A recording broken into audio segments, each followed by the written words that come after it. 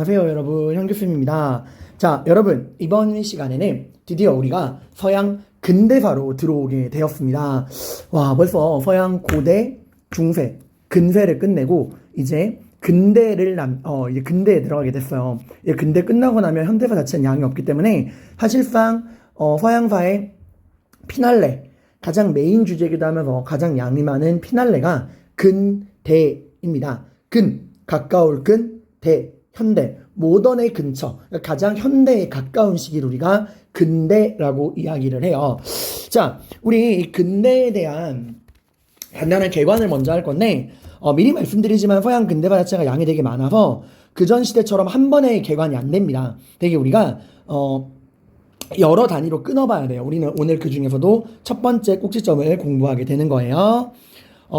인쇄물로 나눠드렸던 프린트랑 개관 부분이 조금 바뀌었어요. 제가 구글 클래스룸에는 업데이트된 버전을 새로 올렸으니까 그 부분을 좀 참고해 주시면 될 것 같습니다.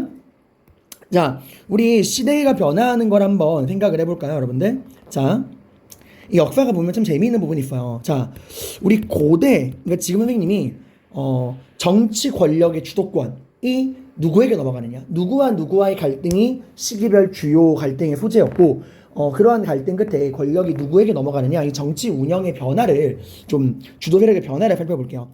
고대 그리스 로마, 서양사 기준입니다. 지금 서양사를 기준으로 보는 거예요. 고대에는 그리스 로마에서 알 수 있듯이 귀족과 부유한 평민, 귀족들과 부유한 평민의 갈등이 주요 소재였어요. 이 부유한 평민은 어떤 존재였죠? 그쵸, 스스로를 중장보병, 팔랑크스로 무장할 수 있는 그런 사람들을 말합니다. 그래서 스스로를 중장보병으로 팔랑크스로 무장 가능한 이 부유한 평민들이 정치에 대한 참정권을 요구함으로써 그리스에는 우리 솔론, 페이시스트라토스, 클레이스테네스, 페리클레스 이런 평민권의 성장 과정을 봤고요. 로마에서는 공화정 초기 영토 확장과 함께 이런 평민권이 신장돼서 귀족 중심의 공화정이 평민 중심의 공화정으로 넘어가는 과정을 봤어요. 성산사건, 호민관 평민의 설치, 12표법, 리키니우스법, 호르텐시우스법 이런 것들을 기억하실 겁니다.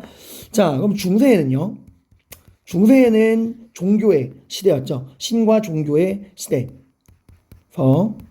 교황, 그리고 종교의 권위를 상징하는 교황과 세속 권력을 상징하는 왕이 있었지만 이 왕의 힘은 굉장히 약했죠. 왜? 봉건제하에서 그 지방을 실질적으로 지배하는 거는 주군과 쌍무적 계약 관계를 맺고 주군에게 군사적 봉사와 경제적 의무를 다하는 대가로 봉토를 받아서 그 봉토에서 영지에서 불입권을 행사하던 그 제후, 봉건적 제후와 영주들이 그 지방의 실질적인 지배자로서 군림을 합니다. 자, 그러다가요, 여러분들.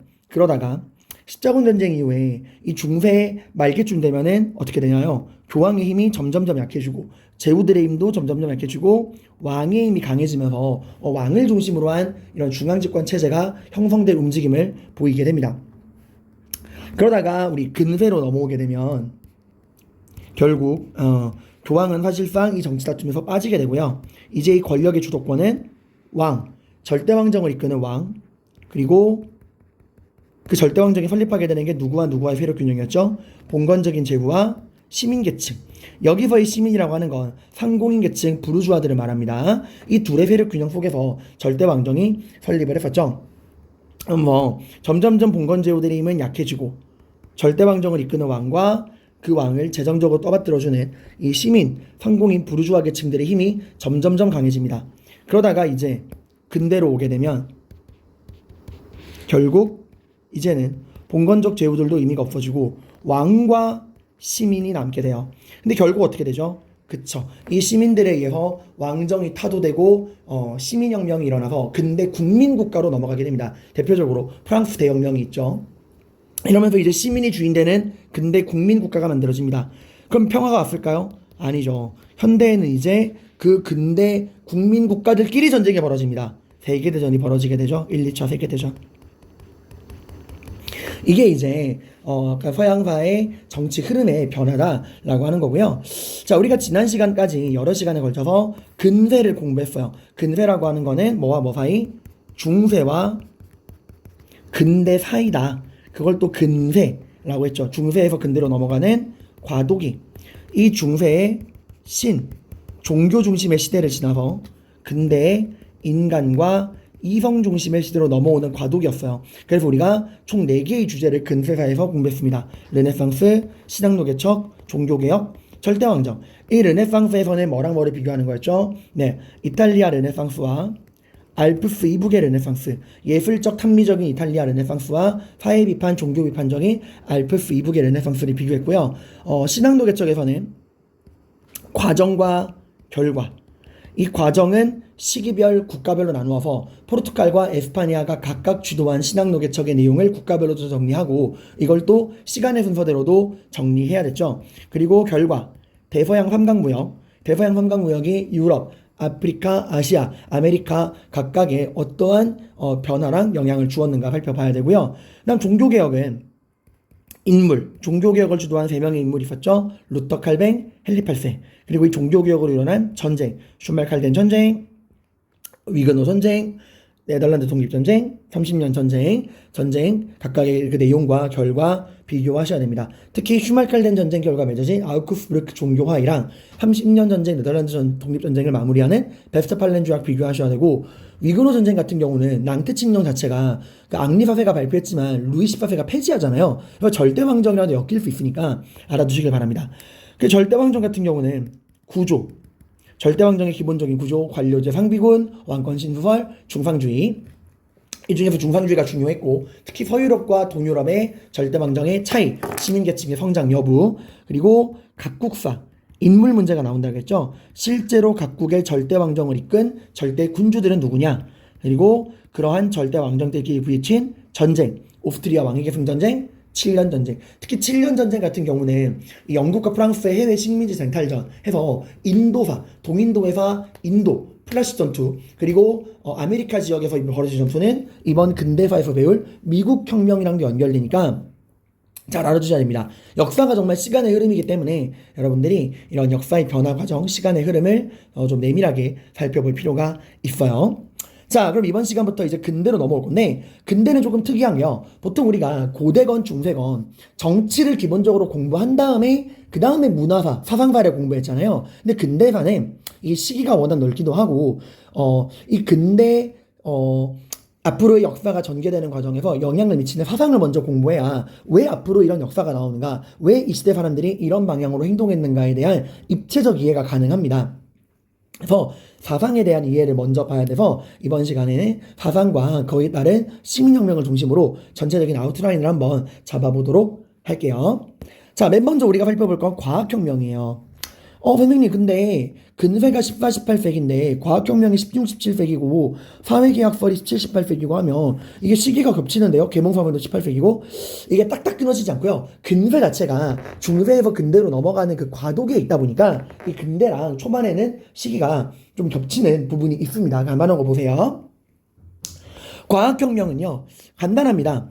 중세에서 이제 보세요. 근대로 넘어왔죠. 자, 여러분, 중세는 신과 종교, 신앙 중심의 시대였습니다. 당연히 모든 거를 신의 법칙으로 이해하려고 해요. 신의 법리로 이해하려고 합니다. 그러니까 뭐 천둥벼락이 치건, 홍수가 나건, 가뭄이 들건, 무언가 이런 자연적 변화가 났을 때 그걸 모두 다 뭐로 이해해요? 신의 법리로 이해했단 말이야. 근데 이제 이 중세 말기에 그건 신 중심의 세계관이 붕괴하고 특히 르네상스를 거치면서 인간 중심의 그런 사고 과정이 발달하면서 휴머니즘이 발달하면서 이제 사람들이 인간에게 관심을 가지게 되고 더 나아가서 신이 주신 신앙이 아니라 우리 인간의 이성으로 우리 인간을 둘러싼 주변을 연구해보자 라는 생각을 하게 됩니다. 그래서 이 주변 자연환경을 더 이상 신앙이 아닌 인간의 이성으로 이해해보자 라는 게 과학혁명이에요. 그러니까 이 신이 만든 자연의 법칙을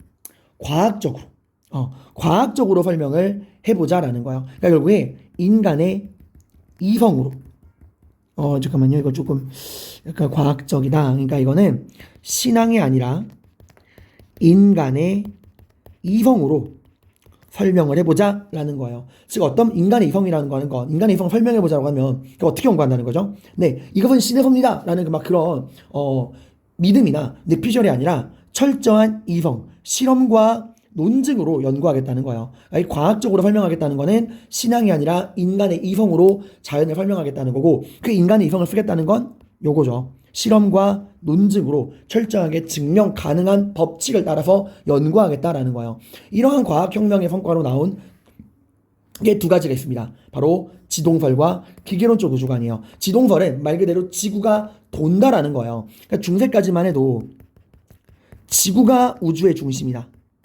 이게 지구가 우주의 중심이니까 당연히 다른 태양이건 모든 우주의 행성들이 지구를 중심으로 돈다라고 하는 지구 중심설, 천동설적인 세계관을 가지고 있었어요. 그게 이제 뭐로 바뀌는 거야? 아니야. 지구가 중심이 아니라 태양이 중심이야. 태양이 중심이야. 그리고 지구는 그 태양을 돌고 있을 뿐이야 라고 하는 지동설로 이게 사고가 세계관이 바뀌게 됩니다. 이 과정에서 이제 뭐 코페르니쿠스, 케플러, 갈릴레이, 뉴턴 등을 보게 될 거고, 특히 뉴턴을 통해서 기계론적 우주관이라는 게 나와요. 이 기계론적 우주관이라고 하는 거는 결국에 이 우주가 신의 법리로 만들어진 세계가 아니라 정말 그 기계 있죠. 톱니바퀴가 맞물려 돌아가는 정교한 기계처럼 그런 정교한 기계라고 보는 거예요. 그러니까 이 우주가 신의 법리가 아니라 일정한 원리로 운영되는 기계다. 이 우주는 톱니바퀴 맞물려 돌아가듯이 정교하게 돌아가는 원리와 법칙으로 돌아가는 기계고, 그러한 기계를 우리가 뭐 할 수 있다? 우리 인간의 이성으로 그런 기계를 움직이는 인과 법칙을 우리가 이해할 수 있다라는 거예요. 이해가죠? 그러니까 우리가 살고 있는 우주는 정확한 원리와 원칙, 인과 법칙으로 돌아가는 정교한 기계고, 우리 인간의 이성으로 그러한 기계를 돌아가게 하는 법칙을 이해할 수 있다. 즉 우리가 우주를 이해할 수 있다라는 거예요. 굉장히 큰 사고관의 변화입니다. 자, 이렇게 우리를 둘러싼 자연의 변화를 우리 인간의 이성으로 과학적으로 이해해보자 라는 게 과학혁명인데, 이 과학혁명이 어디에 영향을 미치느냐? 두 가지 영향을 미칩니다. 첫 번째는 사회계약설. 이게 뭐냐면, 자 보세요. 결국 자연을 향한 이 관심이 어디에도 늘어나느냐? 우리가 살아가는 이 현실 세계에도 옮겨가는 거야. 그러니까 보세요.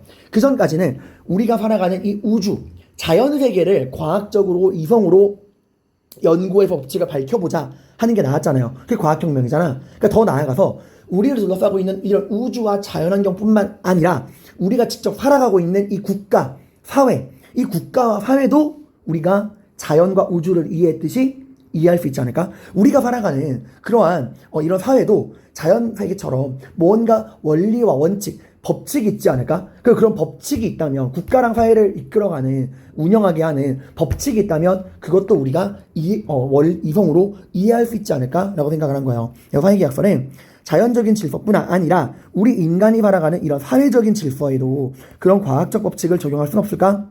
국가, 사회, 신분, 왕 이런 건 왜 생겼을까? 단순히 하나님이 왕을 선택했다. 귀족은 날 때부터 귀족이다. 그런 거 다 필요 없다 이거예요. 너는 왜 왕이니? 너는 왜 귀족이니? 우리가 살아가는 사회는 어떻게 만들어진 거니?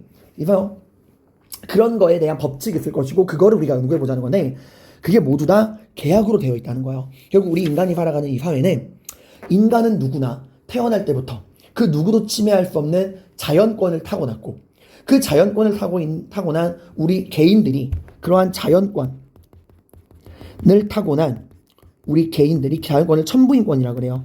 하늘에서 내려준 권리다. 누구나 가지고 있고 침해할 수 없는 보편타당한 권리, 인권 같은 거죠. 그 자연권을 타고났고, 그 자연권을 타고난 우리 인민들이 뭘 통해서? 계약을 통해서 사회와 국가를 구성한 것이다. 그러니까 사회와 국가의 구성의 근원을 개인과 개인과 지도자, 군주 간의 계약에서 본 거예요, 여러분들. 이러면서 나온 게 자연법 사상입니다. 자연법. 이게 결국에 현실의 법 위에 존재하는, 그러니까 자연 세계처럼 우리가 살아가는 인간 사회에도 그 인간 사회를 운영하는 보편타당한 원리, 원칙, 법칙이 있고 자연법이 있고, 그 자연법 역시 우리가 이성으로 이해할 수 있다라는 거예요. 그리고 나오는 게 계몽사상입니다. 자 보세요. 지금 인간의 이성으로 모든 게 가능하다는 거죠. 우리를 둘러싸고 있는 자연과 우주의 법칙도 인간의 이성으로 이해할 수 있고, 우리 인간이 살아가는 국가 사회의 법칙도 인간의 이성으로 이해할 수 있고, 이성으로 모든 게 가능하다는 거죠. 우리 인간이 살아가는 이건 거죠. 우리 인간 이성으로 우리 인간이 살아가는 이 자연세계, 우주, 이것도 이해가 가능하고, 그리고 우리 인간이 살아가는 국가사회도 모두 다 이성으로 이해가 가능한 거잖아. 그러니까 결국에 이성으로 못할 게 없다. 이성으로 미신, 무지, 이런 봉건적인 그런 것들을 모두 타파하고 이성을 통해서 우리가 끝없이 진보할 수 있다라고 하는 믿음. 이게 근대를 이끌어간 계몽 사상입니다. 그래서 과학혁명, 지동설, 기계론적 우주관, 사회계약설, 자연법 사상, 계몽 사상, 이런 것들 여러분들이 확실하게 알아두셔야 돼요. 특히 이 과학혁명의 지동설을 이끈 4명의 남자가 나올 거예요. 뒤에 나올 건데, 코페르니쿠스, 죄송합니다. 글씨가 왜 이래? 코페르니쿠스, 케플러, 갈릴레이, 뉴턴, 이렇게 4명의 남자들을 보게 될 거예요. 코페르니쿠스는 이제 지동설을 주장한 거고요. 이걸 이제 케플러가 타원 운동을 통해서 수정 및 발전시키고요. 지동설 발전. 그리고 이거를 실제로 만환경으로 천체의 운행을 관측한 갈릴레이가 지동설을 입증합니다. 입증. 그리고 뉴턴은 그 지동설을 완성하게 돼요. 그리고 이런 뉴턴에 의해서 기계론적 우주관이 나오게 된다라는 거예요. 그리고 이 사회계약설에서도 우리가 자연 상태를 바라보는 관점, 계약을 바라보는 관점, 지향하는 정치 형태에 따라서 홉스, 로크, 루소, 이 3명의 사회계약설을 살펴볼 거고요. 이제 뭐 계몽사상이라고 해도 다양한 학자들 바라볼 겁니다. 뭐 볼테르, 전제군 우리가 절대방정 할 때 배웠죠. 볼테르, 그리고 뭐 디드로, 달랑베르, 몽테스키웨, 글씨가 죄송해요. 손이 막 갑자기 떨리네요. 볼테르, 몽테스키웨, 그리고 뭐 디드로, 달랑베르, 이런 사람들 볼 거고, 그리고 루소는 사회계약설, 이 루소 자체가 사회계약설이 17, 18세기인데 루소는 18세기 사람이거든요. 그래서 루소는 사회계약설을 주장한 동시에 계몽사상가이기도 합니다. 자, 이런 사람들에 대해서도 배울 거예요. 그래서 결국에 합리적이고 과학적인 근대의식의 성장을 하고, 이게 시민혁명과 산업혁명에 영향을 주게 됩니다. 그래서 영국혁명이라 그러면 이제 청교도혁명이랑 명예혁명을 공부할 건데, 청교도혁명, 명예혁명. 여기서 살짝 좀 TMI지만 미리 말씀을 드리면, 영국혁명 자체는 17세기 때 일이에요. 그래서 계몽사상에 영향을 받지 않습니다. 그러니까 계몽사상이 시민혁명에 영향을 주었다라는 기본적인 명제는 맞는데, 영국혁명은 좀 특이해. 영국혁명은 워낙 빨리 일어난 거라 영국혁명은 계몽사상에 영향을 받았다라고 말할 수 없고요. 계몽사상에 영향을 받은 거는 18세기에 일어난 미국 독립혁명이랑 프랑스혁명이에요. 얘네만 계몽사상에 영향을 받은 거야. 그래서 얘들은 계몽에 영향을 받았다. 계몽사상에 영향을 받았고, 영국혁명은 계몽사상에 영향을 받았다고 말하지 않습니다. 그리고 이제 산업혁명의 자본주의, 사회주의, 노동운동 등을 배우게 될 거예요. 그래서 일단 여기까지 한번 근대를 끊고요. 그래서 이번 시간에 여러분이 이 37번 프린트에서 저랑 일단 공부할 거는 근대 사상이고, 지금 저랑 개발한 내용으로 출제 포인트를 따져본다면 크게 4가지예요. 근대 사상, 방금 말한 대로 이런 과학혁명, 지동설, 기계론적 우주관, 사회계약설, 계몽 사상, 이런 근대 사상들이 첫 번째 출제 포인트고요. 그동안 쭉 나오다가 최근에 좀 주춤했죠. 그리고 영국혁명, 이 영국혁명이 갑자기 등장을 하죠. 이게 15개정 교육과정에 추가된 거야. 원래 그 전에 안 나오다가 15개정 교육과정으로 추가됐습니다.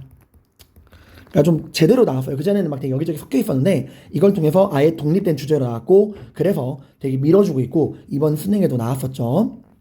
그 다음에 미국혁명이랑 프랑스혁명은 단독 주제예요. 프랑스혁명 자체는 언제든지 메인 주제로 나올 만한 되게 중요한 주제고, 미국혁명도 중요하긴 한데, 근데 미국혁명은 7년 전쟁이랑 엮일 수도 있고, 영국혁명, 프랑스혁명, 미국혁명의 그 사료들을 엮어서 낼 수도 있어요. 특히 미국혁명 자료 자체, 이 독립선언문은 프랑스혁명에서 나오는 인권선언이라든가 91년 헌법, 93년 헌법이랑 엮어서 잘 나와. 그러니까 미국혁명 자체가 프랑스혁명이랑 영국혁명 쪽으로 섞일 만한 좋은 재료이기도 합니다. 그래서 근대사상, 미국혁명, 영국혁명, 프랑스혁명, 이렇게 일단 근대사의 첫 번째 꼭지점을 살펴볼 거고, 이 37번 프린트에서는 근대사상, 과학혁명, 개화의 계약설, 계몽사상에 대해서 저랑 공부해 보도록 하겠습니다. 자, 앞으로 이제 공부해 볼게요. 고생 많으셨습니다.